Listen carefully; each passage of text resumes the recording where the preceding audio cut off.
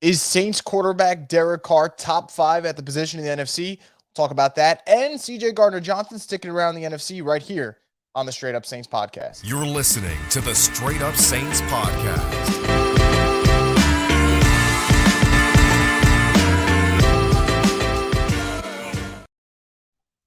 What is up, Who Dat Nation? Welcome back inside another edition of the Straight Up Saints podcast. And this podcast is brought to you by the Birdsall Law Firm, the official injury lawyers of Boot Krewe Media. They're located at 918 Poydras Street by the Superdome, and you can give them a call at 504-523-5413. That's if you or someone you know has been involved in an accident. That's Birdsall Law Firm, the official injury lawyers of Boot Krewe Media. Now, I said it at the top of the show here, is Derek Carr a top 5 quarterback in the NFC? Now, this is a discussion that if it were in the other conference, you're not even having that conversation because you're loaded with Patrick Mahomes, Joe Burrow, Josh Allen, Trevor Lawrence, Lamar Jackson, even quarterbacks who haven't really taken that next step yet or haven't shined with their new teams, and Deshaun Watson and Russell Wilson.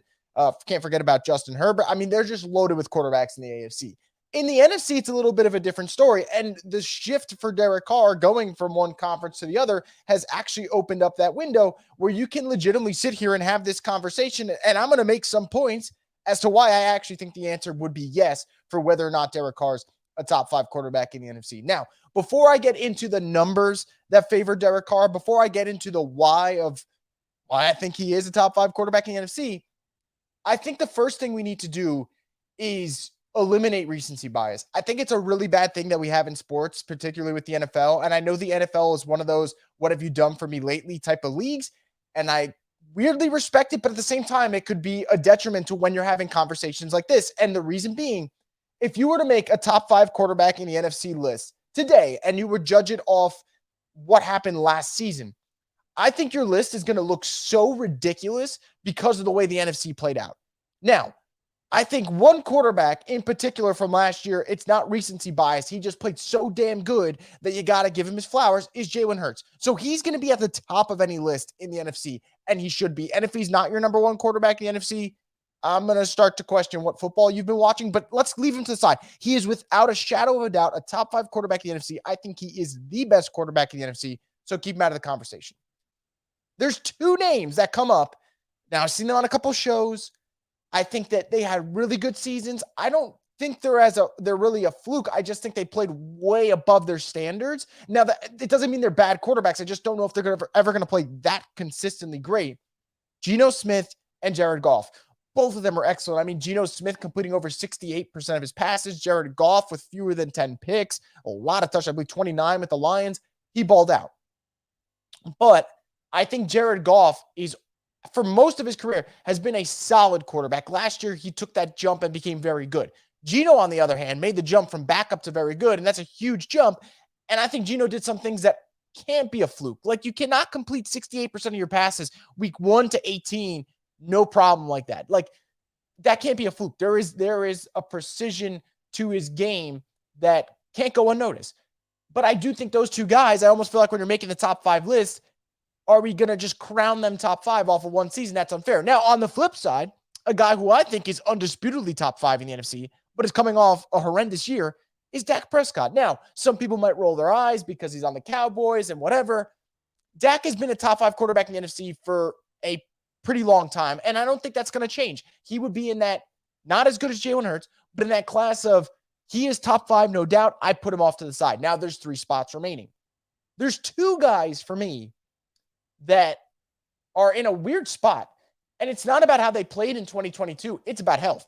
Kyler Murray, coming off a torn ACL, could miss a decent chunk of the 2023 season, which is like, well, how can you rank him top 5 if, let's say, he doesn't come back till week 8? That's just weird to me. But on the flip side, Kyler Murray's talent's undeniable. Like, I'm not one of those people who's going to start throwing a hot take about Kyler Murray. I think Kyler Murray's sensational. So that, for me, is one of them.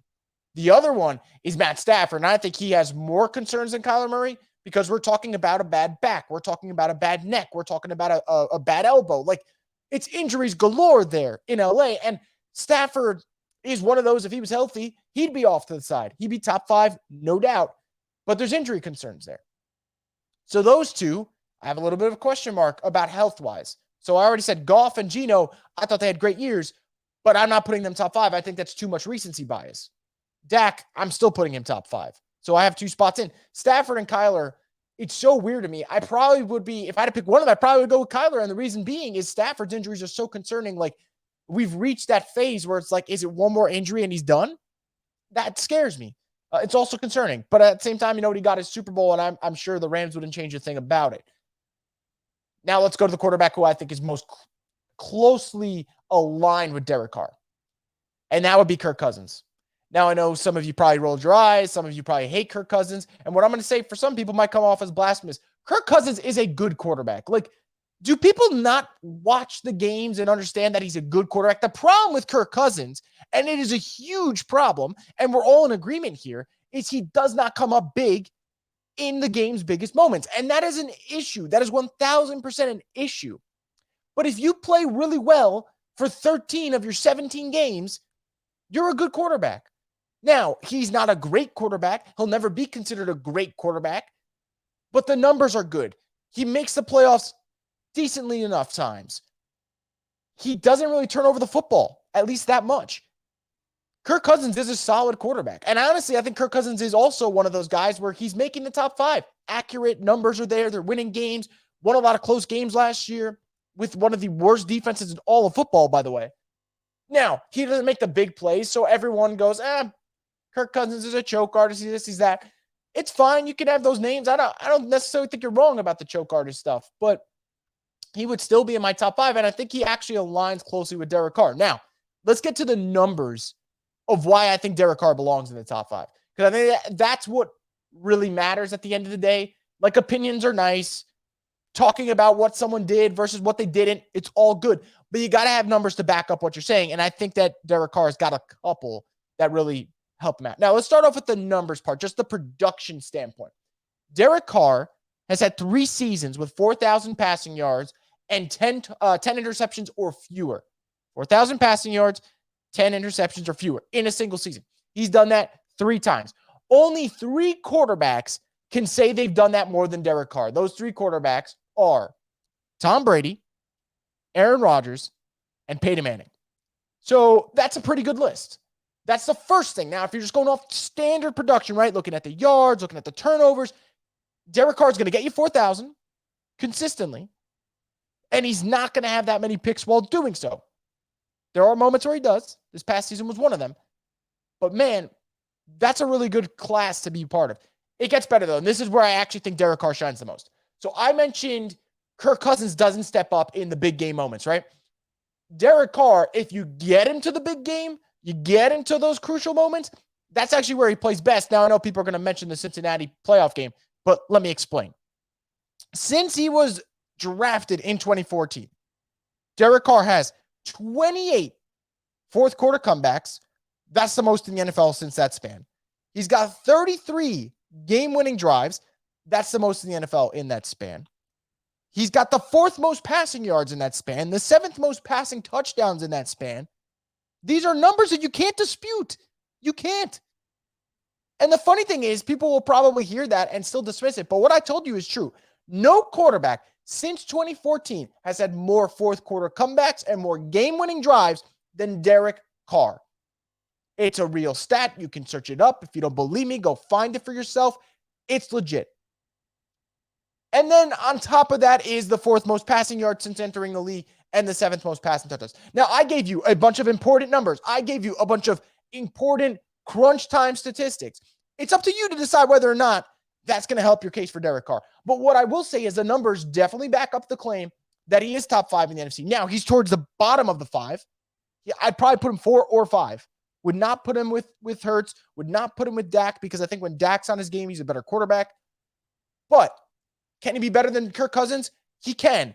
Can he be better than Matt Stafford? Especially because of durability questions? He can. So, yeah, I would say he's top 5. And that's why, to kind of put this segment full circle, I laugh when people talk about the Saints quarterback situation and pretend that they did not upgrade this season when they absolutely upgraded this offseason. Derek Carr's worst season would have been better for the Saints at quarterback than the last 2 that they've gone. That's just the truth. And you don't have to love Derek Carr. You don't. He's not an elite quarterback. He is not going to be a Hall of Famer, despite what Davante Adams said last offseason. But the Saints upgraded. They got a guy who in crunch time delivers. Numbers tell you that. A guy who the numbers also tell you has been pretty durable. A guy who's in the prime of his career. And now has a better supporting cast. Because through all of this that I didn't mention is the fact that Derek Carr's supporting cast with the Raiders have not been ideal. And also, while I'm at it, the coaching hasn't been great. Now, the coaching is suspect in New Orleans. I'll give you that. But look at what he dealt with the Raiders. Constant waste of first-round picks. Jonathan Abram, Ferrell, Ruggs, Damon Arnett, Alex Leather. The fact that you can go through about 6 first-round picks that they've wasted since Derek Carr's been their quarterback, that's a problem. And their best one was Josh Jacobs. And as good as Josh Jacobs is, it wasn't until this season when he finally popped. So that's been a problem. And now, the biggest rebuttal I've heard for Derek Carr, and it kind of makes me laugh, is people say, well, he had a great supporting cast in 2022 and had his worst season. And I get it. On paper, Devontae Adams, Hunter Renfrow, Darren Waller, Josh Jacobs, I mean, that sounds fantastic. But did you watch the games?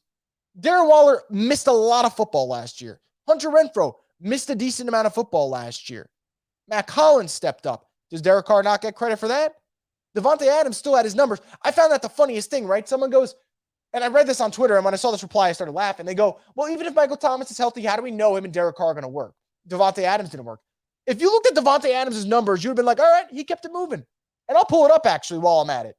Devontae Adams was one of the few guys who got his on the Raiders last year. So the year before Devontae Adams got to the Raiders, he had 1,553 receiving yards. This past season, he had 1,516 receiving yards. He had 23 less receptions, but 3 more touchdowns. He still got his. And now, since you're going to use the argument, well, his supporting cast was loaded, the Raiders weren't great last year, as if Josh McDaniels wasn't responsible for half of that. How about the fact that Darren Waller missed a lot of games in 2021? Henry Ruggs got cut in the middle of the season, and he was sitting there throwing to Bryan Edwards as his best receiver, the ghost of Deshaun Jackson, and the Raiders made the playoffs. So, like, do you get credit for that part if you're going to get knocked for the other one? It's, again, narratives are important. I know people have them, but context is more important than narratives. So I just find that crazy to me. Again, I'm not going to bang the drum for Derek Carr being top 10 because I actually don't think he's top 10. And part of that is because the AFC is so damn loaded. I think the AFC's got like 7 of the top 10 quarterbacks. Might be 8 at this point. Like, they're just loaded. But be fair when you're talking about Derek Carr because it's not all bad. A lot of it's actually good. He's just missing that part that makes you from good to great. And who knows, maybe he'll have a renaissance in New Orleans. That would be fantastic for me. It'd be fantastic for you. But for now, top 5 in the NFC works for me. So before I wrap this up, let me shift it over to the second thing I wanted to talk about, and that is CJ Gardner Johnson. Announced on Sunday, he's signing a 1-year contract with the Lions. I believe 6.5 of it's guaranteed. It's $8 million for the 1 year. It's a type of deal that I think reinforces the idea that Gardner Johnson is not seeing what his value is to other teams, and there being a huge difference in what he wants and what the market's telling him he's worth. I'm not going to get into that. I don't think me sitting here on a podcast should dictate what a guy's worth. I can't. That's just ridiculous. But what I will say is I found it so interesting on Twitter how when this deal got announced, Eagles and Saints fans were so quick to just go run and talk about the trade that happened last offseason. And I just sat there, I'm going to be honest, minding my own business on Sunday night playing FIFA going, that's not really a big deal to me. Like, the Gardner Johnson trade happened. I didn't love it at the time, but I get the Saints wanted to get rid of him for, they were clashing, didn't want any locker room distractions. That's fine.